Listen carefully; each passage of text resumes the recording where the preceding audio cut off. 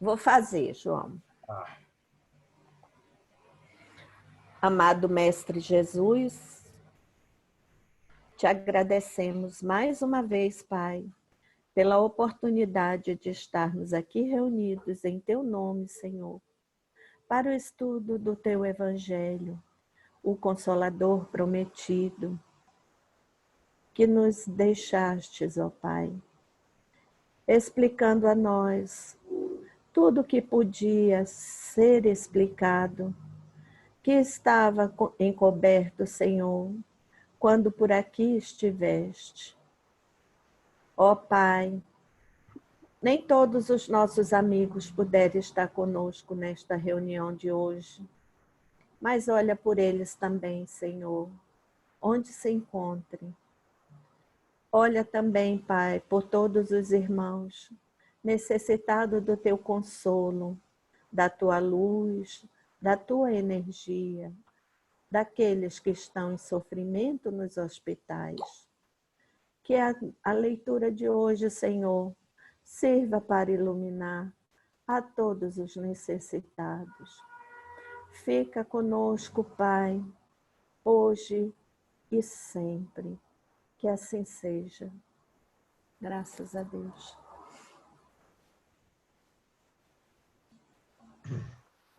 beleza, gente, vamos lá. Então, capítulo 7, né? Isso. Vamos iniciar. Então, vamos lá. Bem-aventurados os pobres de espírito. Quem são os pobres de espírito? Quem se elevar será rebaixado, né? Existem assuntos que ficam naturalmente ocultos aos sábios e aos que se julgam prudentes. Aí vem a instrução dos espíritos. O orgulho e a humildade e a missão do homem inteligente na Terra. Então, a gente vê que esse capítulo vem falar do orgulho e da humildade, né? Esse é o assunto base, certo? Sim. Então, vamos lá. O que se deve entender por pobres de espírito? Bem-aventurados os pobres de espírito, porque deles é o reino dos céus. Então, é outra das bem-aventuranças de Jesus, né? Uhum. Ele disse que o reino dos céus é alcançado, como a gente já sabe alguma coisinha, né? Do que vai tratar esse assunto, como a gente leu aqui, e a gente já estudou esse capítulo algumas vezes, a gente sabe que o pobre de espírito é a pessoa que é humilde, né? Não importando o nível de conhecimento dela em relação aos outros homens, sabendo que todos os homens estão no primeiro degrau da escala evolutiva, e falta muita coisa para a gente, né? Como tem um livro de André Luiz, o próprio André Luiz, né, quando ele desencarnou, ele se sentia uma folha solta no meio de um vendaval imenso, né? Então a gente é uma folha solta. Eu acho que é no Obreiros da Vida Eterna. O que falta de conhecimento para nós é como se nós fôssemos uma laranja em frente do Himalaia. Imagina, a gente não sabe nada. Só que quem é humilde ganha o reino dos céus. Ora, então a pessoa que carrega orgulho, saiba ela alguma coisa ou não, ela vai. Então, a condição essencial para se ir para uma colônia espiritual superior é que a gente seja humilde. Então, vamos lá. Mas a incredulidade zombou dessa máxima, bem-aventurados pobres de espírito, como tem zombado de muitas outras coisas que não compreende. Então, vê, primeira coisa, está zombando do que não compreende. Parece aquela instrução de Sócrates lá da introdução, né? Quer ver? Deixa eu pegar aqui. Parece a introdução lá do Sócrates. O que ele diz? Há sabedoria em não acreditardes que sabes o que ignoras. Aí ele vai comentar aqui. Isso vai endereçado às pessoas que criticam aquilo que desconhecem, até mesmo os primeiros termos. Mesma coisa, né? A pessoa critica o que não conhece, mesmo os primeiros termos. E esse grau aqui é pior, porque em vez de criticar, a pessoa está zombando daquilo que não compreende. Ficou um pouco pior. Pobres de espíritos, Jesus não se refere aos homens destituídos de inteligência. Ele se refere às pessoas humildes. Quer dizer, tendo ou não inteligência. A questão é, você é humilde? Eu conheço um rapaz que ele é o único brasileiro, foi meu professor. Mas ele foi meu professor tendo, assim, 2 ou 3 anos mais velho do que eu. Ele é o único brasileiro que foi bicampeão mundial de Olimpíada de Matemática. Um concurso de matemática que só cai em 6 questões. E olha que é assim. 3 questões em um dia, 3 em 8 dias, e tem 4 horas e meia para fazer em cada dia. Ele é o único brasileiro que tirou 2 medalhas de ouro na história dessa competição. E ele é muitíssimo humilde, mas um nível intelectual altíssimo, muito inteligente. Ele fez engenharia da computação e também se formava em matemática simultaneamente. A engenharia ele levava como se fosse um hobby. E a média dele de engenharia era 9,75, de 5 anos. Ele gostava mais de matemática. Mas se trouxesse para ele alguns problemas de engenharia mecânica do 5º ano, ele fazia informática, mas ele sabia resolver os problemas de engenharia que os alunos de engenharia não sabiam. Mas humilde. Então, Jesus não está se referindo aos que não têm inteligência, mas os humildes. E diz que o reino dos céus é para estes, e não para os orgulhosos. Os homens de saber e de espírito, conforme o mundo, quer dizer, conforme o mundo, ele está dizendo os homens que acham que sabem alguma coisa, mas no fundo a gente já sabe que a gente não sabe nada. Mas eles acham que sabem alguma coisa. E que eles são alguém de espírito, quer dizer, alguém prudente na vida, alguém que sabe levar a vida e tal. Os homens de saber e de espírito, conforme o mundo, fazem geralmente. Então é algo de um percentual significativo, né? Um grande número de homens que se julgam sábios, que se julgam de espírito prudente, geralmente fazem tão alta opinião de si mesmos e da sua superioridade que consideram as coisas mais elevadas, as coisas divinas, como coisas indignas de atenção. Vê que coisa? Não são dignas de atenção as coisas mais elevadas, as divinas. Concentrando sobre si próprios os seus olhares, eles não os podem elevar até Deus. Então você vê que o orgulhoso está meio fechado em si mesmo, né? Certo? Concordam? Não acredita em Deus, não acredita que os assuntos religiosos são dignos de serem estudados, de serem meditados. Essa tendência de se acreditarem superiores a tudo, com muita frequência, vamos ver aí, os leva a negar aquilo que, estando acima deles, poderia rebaixá-los, a negar até mesmo a divindade. Eu conheço várias pessoas que se dizem incrédulos da existência divina, ateus, não sei vocês. Ou se consentem em admiti-la, quer dizer, tá bom, eu acredito que Deus exista. Tá. Mas aí, contesta um dos seus mais belos atributos. Qual? A ação providencial sobre as coisas desse mundo. Tá bom, Deus existe, mas aí o segundo passo é, ele não faz nada. Deus não faz nada. E a gente nem precisa dele. Né? Não precisa da ação providencial divina, porque nós estamos convencidos de que somos suficientes para governar o mundo. Tomando a inteligência que possuem por medida da inteligência universal e julgando-se aptos a tudo compreender, não podem crer na possibilidade do que não compreendem. Percebe? Eles acham que são capazes de compreender qualquer coisa. Consideram essas afirmações sem apelação às sentenças que proferem. Quer dizer, não, mas você está equivocado, Deus existe e, além de tudo, Ele está sempre conosco, nos providenciando, nos auxiliando. Não, é sem apelação.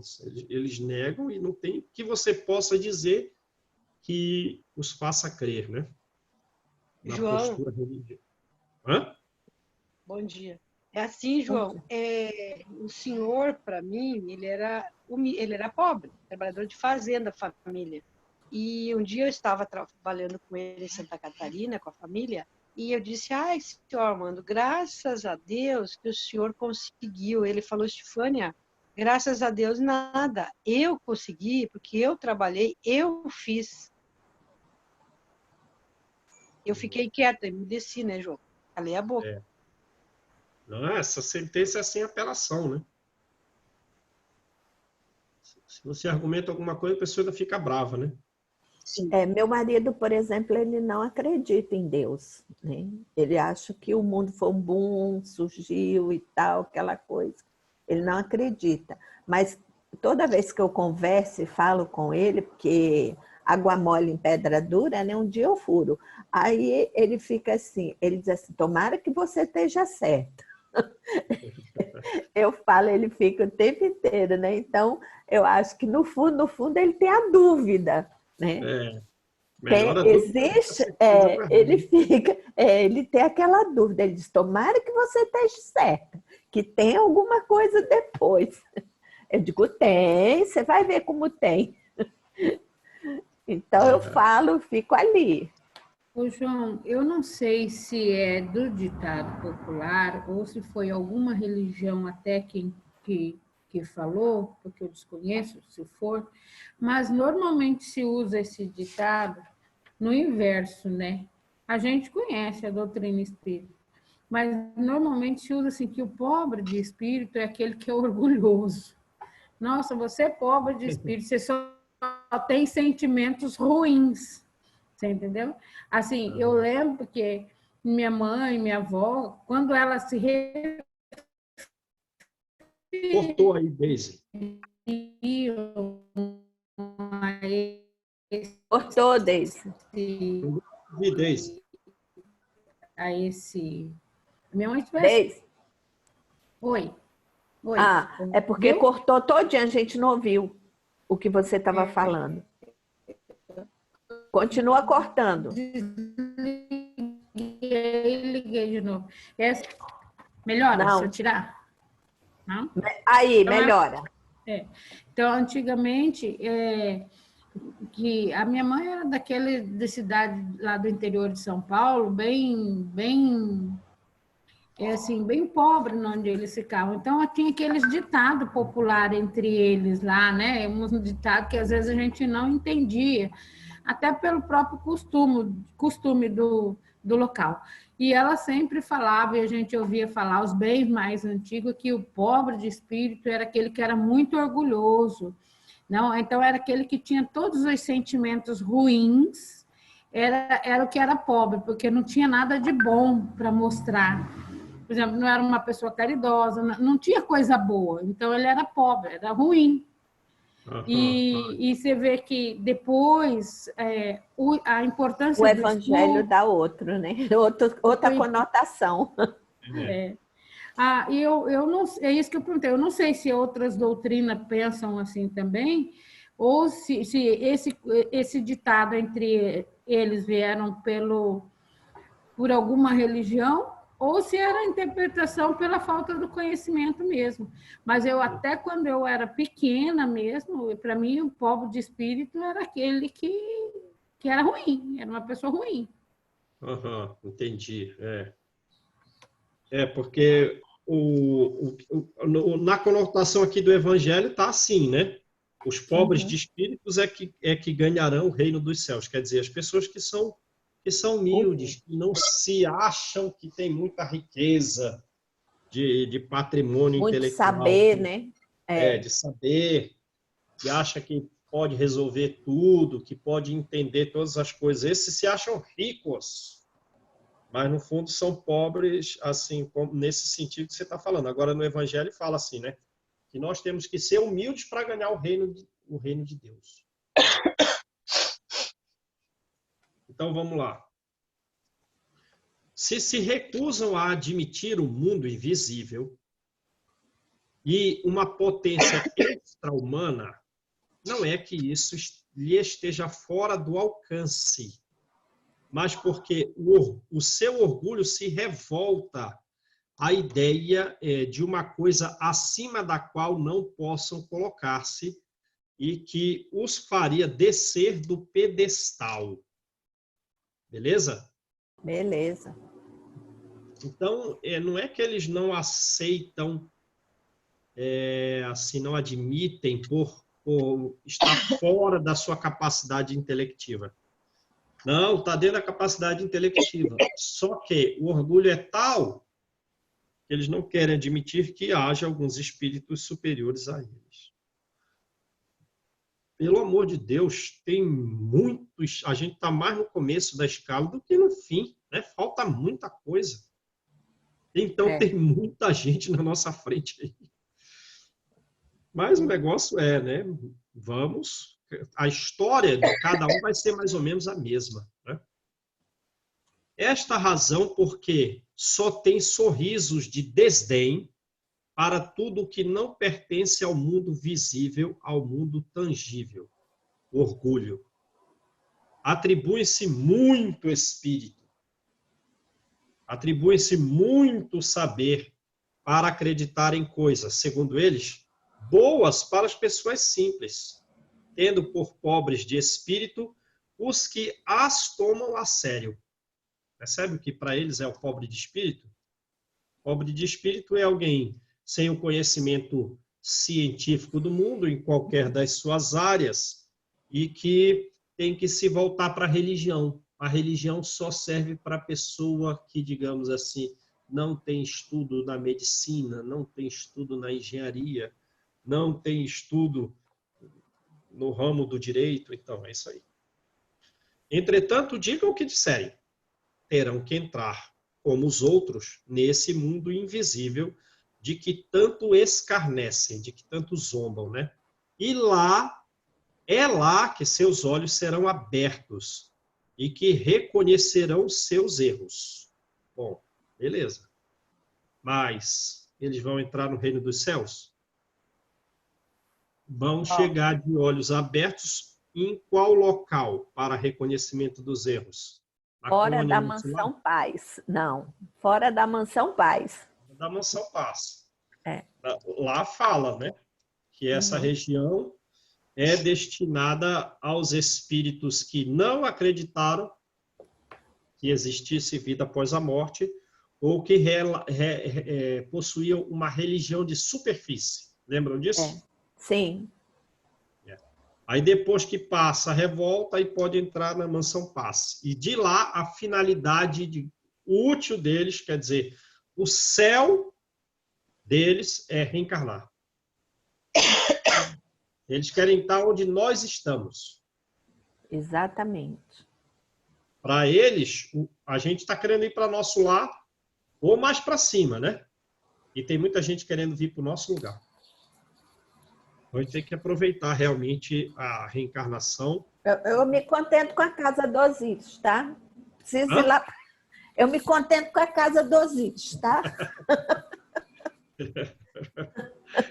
Já tá bom ali. Pelo menos não fico na tempestade. Você não vai para lá, para a casa do Orzil.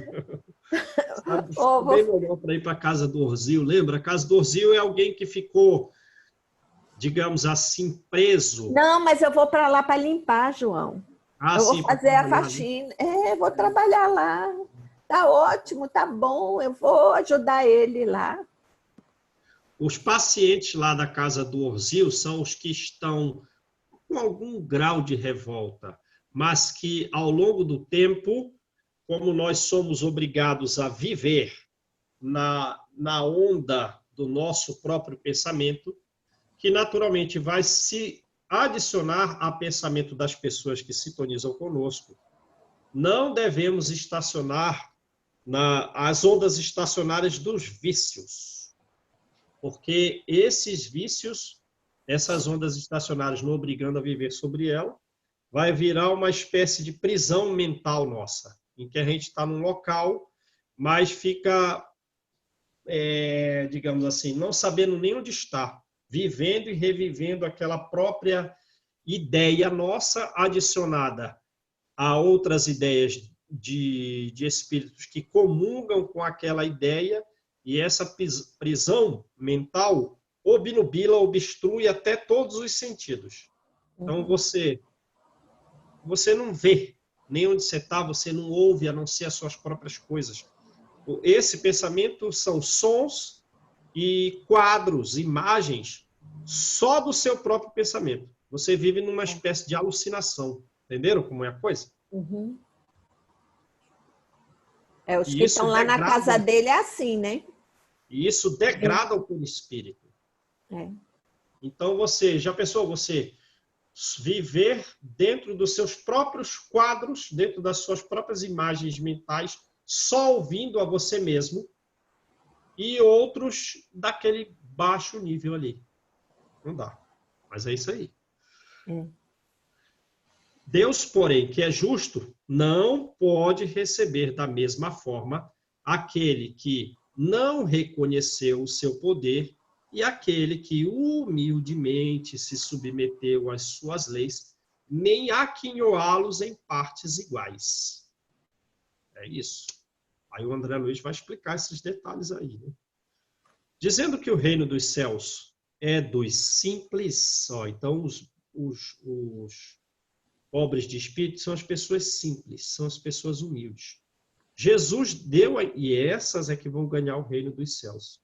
Jesus deu a entender que ninguém, olha esse pronome indefinido, ninguém, forte não, ninguém é admitido nesse reino sem a simplicidade do coração e a humildade de espírito.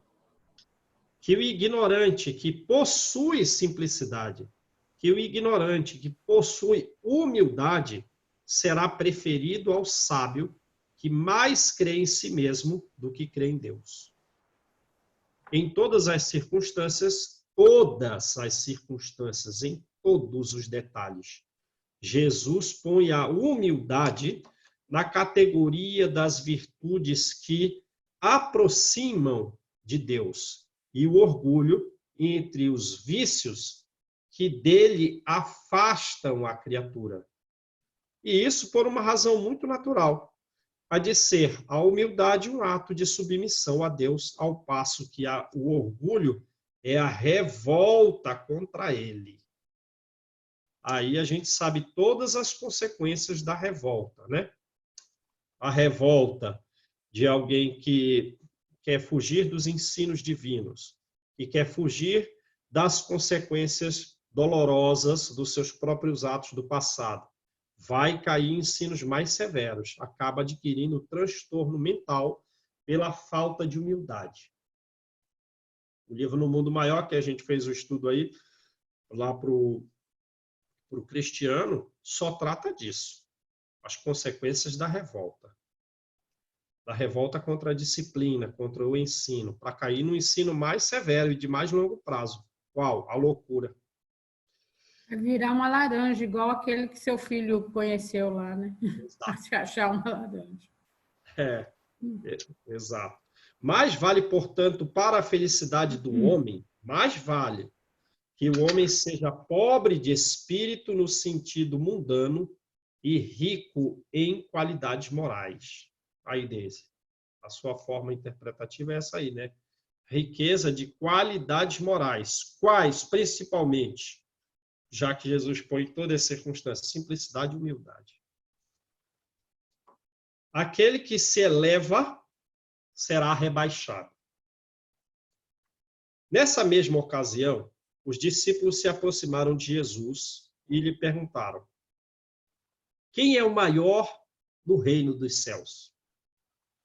Então, vejam, os discípulos, como diz Amélia Rodrigues, né, eles já estavam disputando quem deles era o mais elevado. Sabiam disso? E cada um justificava a si mesmo que era, não, sou eu porque a minha tarefa aqui no grupo é essa. Não, sou eu porque a minha tarefa aqui no grupo é aquela. Não, não, não. Eles já iam sair na briga física, sabiam disso? Vixe. Eles já iam se agredir fisicamente. Então, imagina assim, o certo fervor emocional deles, algum grau de indignação e raiva uns com os outros, chega para Jesus. Aí, mestre, quem é o maior no reino dos céus? Fico imaginando qual era o tom para falar com Jesus, né? Dando um pouco enraivecido. Mas o mestre, ele não é tipo a gente, né? Ó, quem é o maior no reino dos céus, mestre? Quem de nós é o maior? Aí Jesus não responde nada. Não se altera, não. Ele chama um menino. Não respondeu nada ainda, né? E a gente tem uma pressa de dar resposta, né? Chamou o menino. Aí, onde o menino estava? Que distância? Quanto tempo se passou até que o menino chegasse? Por enquanto não respondeu nada. O colocou no meio deles, então não foi assim, o menino chegou e ele já respondeu. Não. O menino colocou, o Jesus colocou ele no meio deles. Então aí agora ele vai responder. Digo-vos em verdade, aí é um tom que eu não tenho sabedoria, não tenho conhecimento para perceber qual é o tom da voz de Jesus, né? Digo-vos em verdade que se não vos converterdes, então vocês estão mal. Primeira coisa, se você está precisando de conversão, todos vocês 12 aqui, se vocês não se converterem, quer dizer, até agora, até aqui, vocês estão mal. Vocês ainda estão precisando se converter. Quanto tempo vocês vão levar? Se não vos converteres e tornardes quais crianças, vocês não vão nem entrar. Vocês não vão nem entrar no reino dos céus. Quanto mais vocês estão perguntando quem é o maior no reino dos céus, se vocês não forem humildes como essas crianças, e vocês têm uma vida aí para vocês se tornarem como ela, vocês não vão nem entrar no reino dos céus. Quanto mais lá, ser o maior. Você não chega nem na porta. Fica igual aquela moça lá, né? Aquela médica lá que praticou diversos equívocos no livro Nosso Lar, chega na porta do nosso lar, não entra não. É o que ele está falando aqui. Se não for humilde, você nem entra. Aquele, portanto, que se humilhar. Aí a gente lembra lá do capítulo 5, a mensagem daquele anjo da guarda. Quer mortificar alguma coisa? Mortifique o seu orgulho. Submeta-se à calúnia, à infâmia, à difamação a ele, para que o seu espírito, com esse sofrimento, fique mais humilde. Portanto, aquele que se humilhar e se tornar pequeno como esta criança, será o maior no reino dos céus. Quer dizer, o mesmo critério para que nós entremos no reino dos céus é o mesmo critério para os que estão dentro do reino dos céus mostrarem as diversas gradações evolutivas a ponto de lá no reino dos céus ser o maior deles. Vamos lá, na colônia Nosso Lar, tem o ministério, né, da união divina. Então, como é que eu chego no ministério da união divina? Eu que acabei de chegar na colônia Nosso Lar e estou aqui, digamos assim, acabei de entrar, estou varrendo aqui a ala do hospital aqui da colônia Nosso Lar. É esse critério. Qual? Você tem que ser o mais humilde de todos. Percebe? O mesmo critério para entrar no reino dos céus é o mesmo critério para se elevar mais e mais e mais. Qual? A humildade.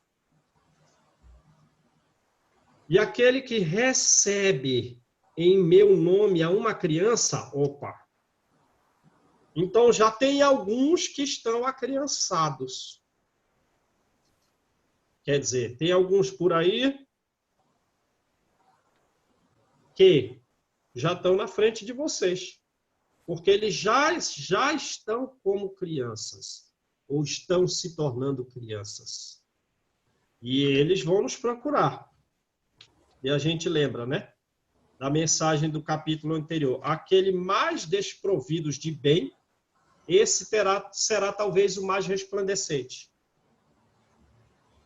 Aí os 12 estão ali com as missões de levar o cristianismo no mundo. Mas tem alguns espíritos ali por volta que estão num grau de sofrimento muito significativo. Muito significativo. Desprovidos de tudo. Talvez esses vão ser maior que os apóstolos. Então está dizendo aqui, ó, quando você recebe alguém, recebe a uma criança, quer dizer, alguém que está muito humilhado, tal como acabo de dizer, é a mim mesmo que recebe. Porque ele não falou que ele tem preferência pelos fracos, pelos sofredores e enfermos, é que esse pessoal, ele está em condição de ser fertilizado. Ele tem preferência por esses, porque esses estão em condição de serem salvos.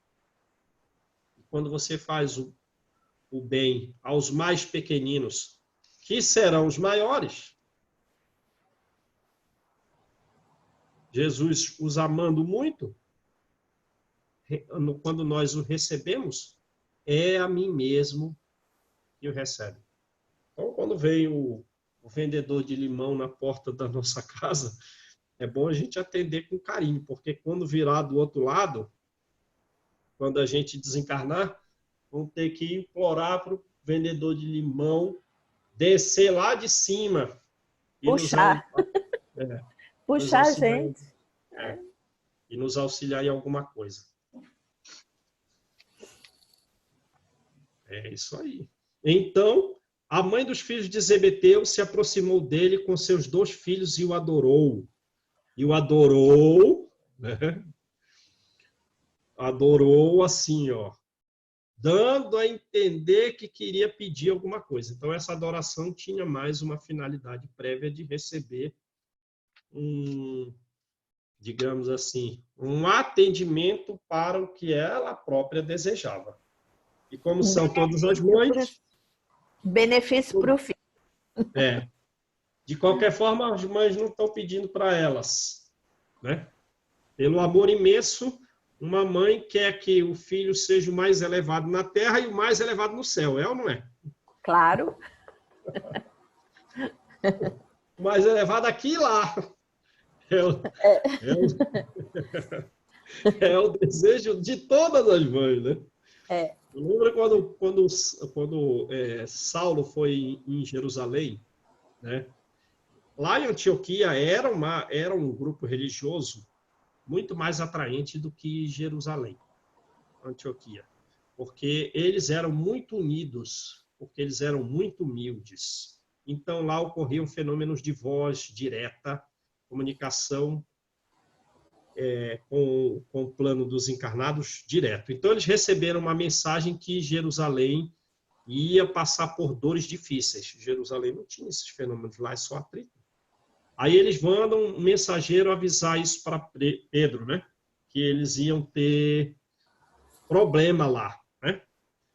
Aí depois chega a mensagem que realmente morreu Tiago Maior, irmão de João Evangelista, de forma semelhante a que morreu Estevão, porque ele não tinha assim como Estevão, ele defendia o cristianismo puro.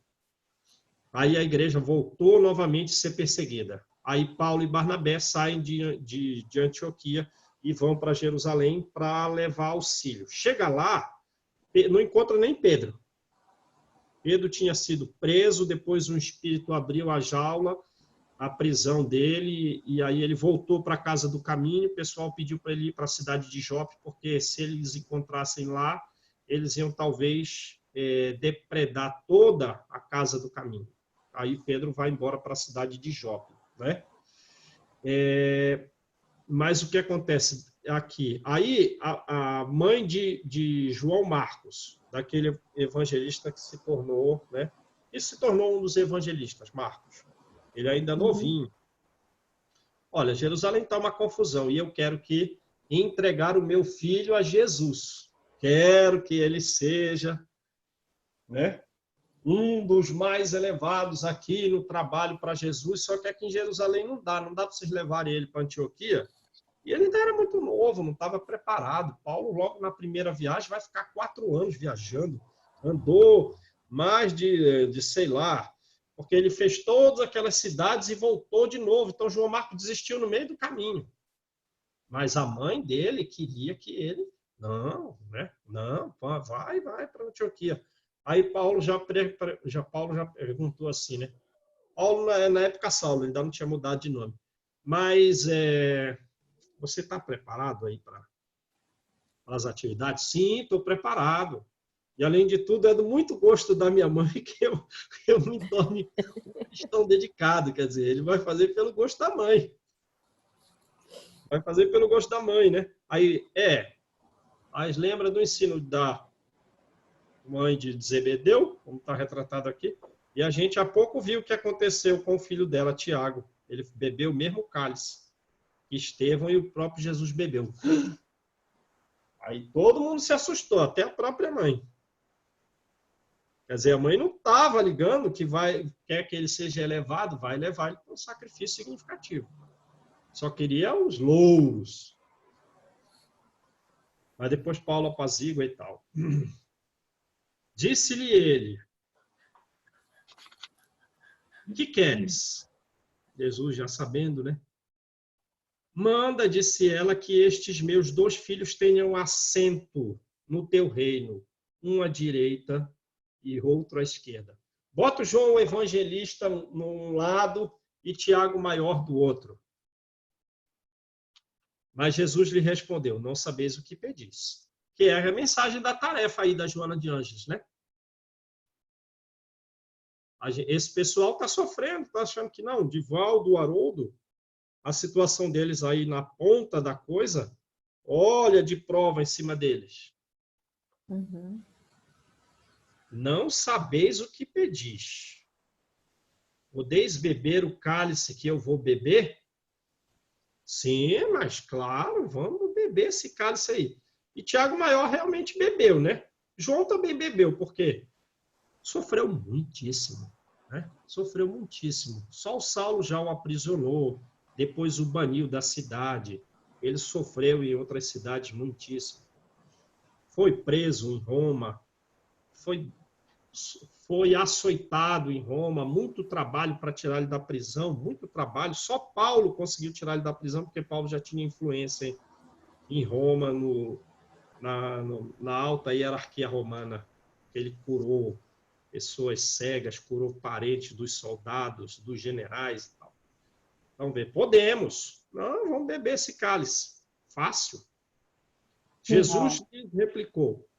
Aí Jesus já está sabendo do futuro, do que eles vão sofrer. Tiago Maior, um dos irmãos, né, um dos filhos da filha de Zebedeu, é o segundo mártir do cristianismo. É certo que bebereis o cálice que eu beber, mas, pelo que respeita a vos sentardes à minha direita ou à minha esquerda, não cabe a mim vou-lo concedê-lo, vou-lo conceder, não sou eu que decido isso. Mas para aqueles a quem meu Pai o tem preparado. Ouvindo isso, os 10 outros apóstolos se encheram de indignação. Quer dizer, os outros todos, né, ficaram um tanto revoltados com os 2. Jesus, chamando-os para perto de si, lhes disse: sabeis que os príncipes das nações as dominam e os grandes a tratam com império. E a gente vê que ainda tem governante assim, né? Hoje em dia, querendo dominar os outros, querendo exercer sobre os outros um império.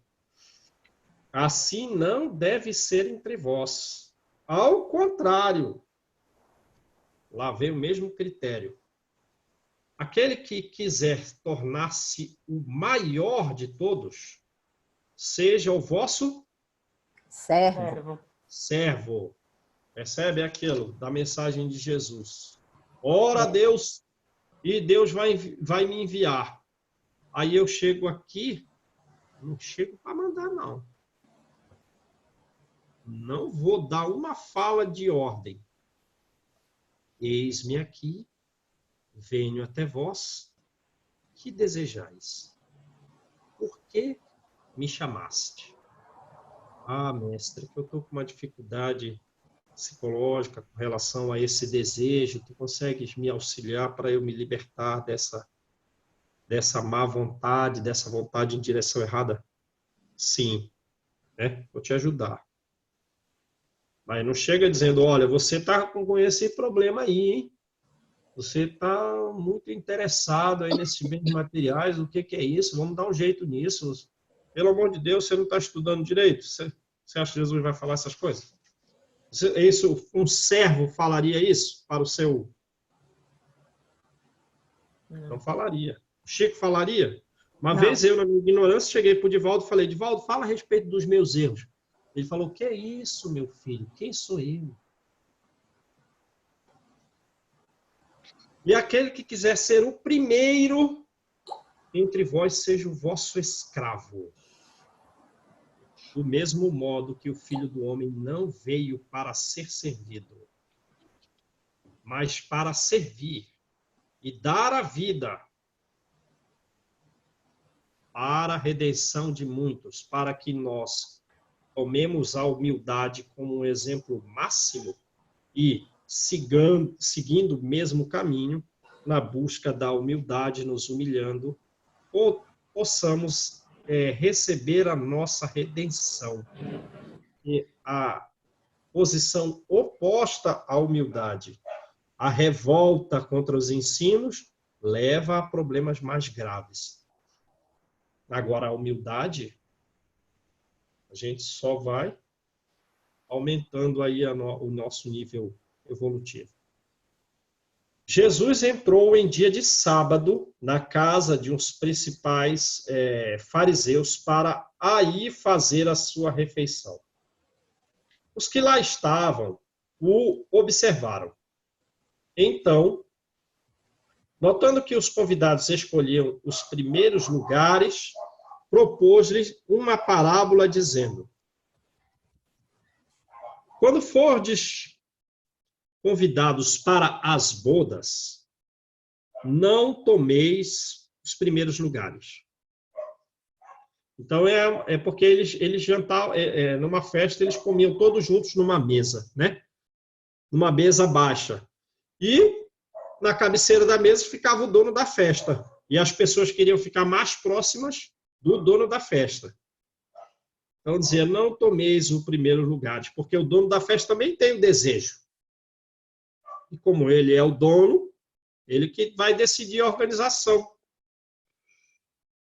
Propôs-lhe uma parábola dizendo, quando fordes convidado para as bodas, não tomeis o primeiro lugar, para que não aconteça que, havendo entre os convidados uma pessoa mais importante do que vós, aquele que vos haja convidado, venha dizer-vos, dai o lugar a este, e vos vejais constrangidos a ocupar, cheios de vergonha, o último lugar.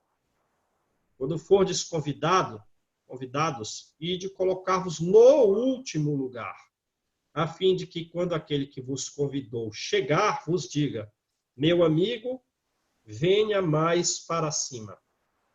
Isso, então, será para vós um motivo de glória diante de todos os que estiverem convosco à mesa.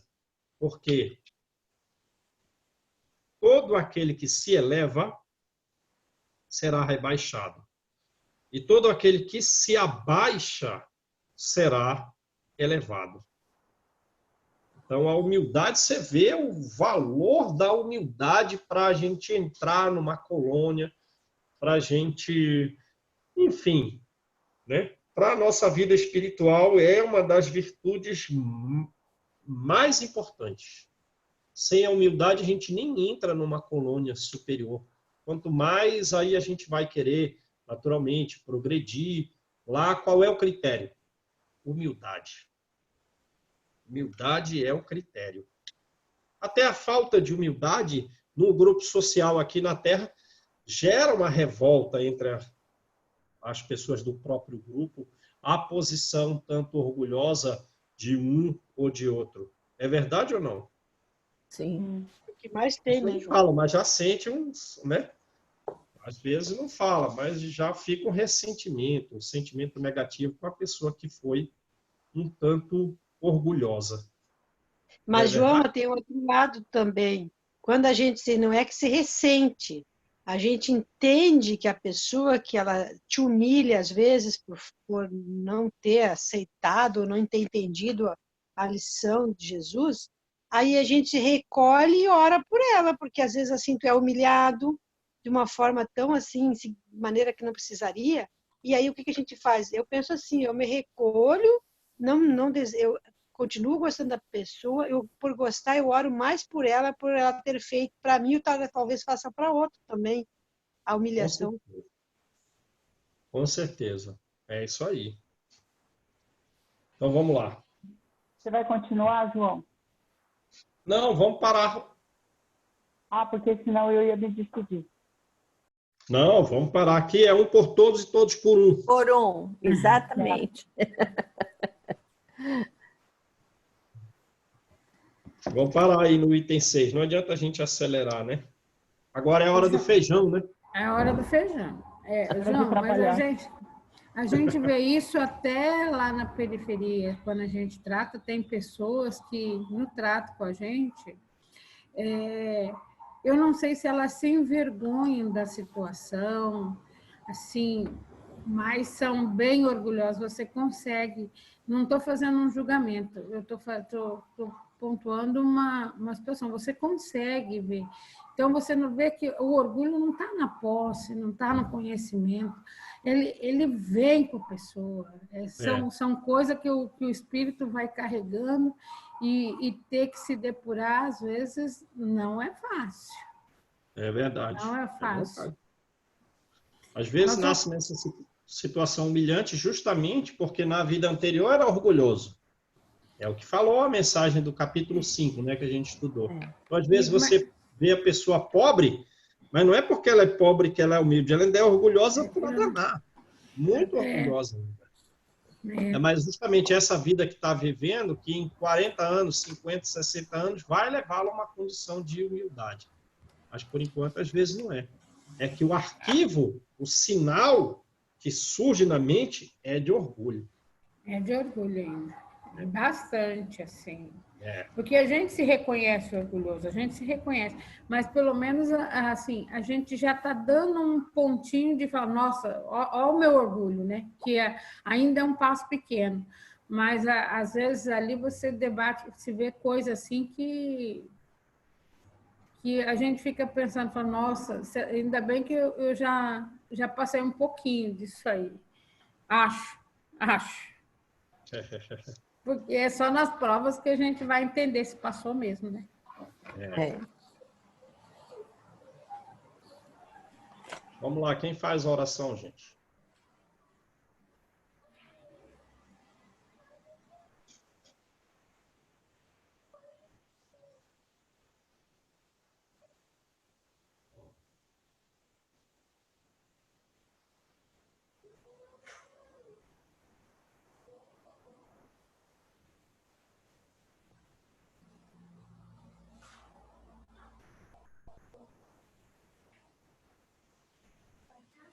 Mestre Jesus, nós vos agradecemos por esta oportunidade, pelos teus ensinos que gravam em nós,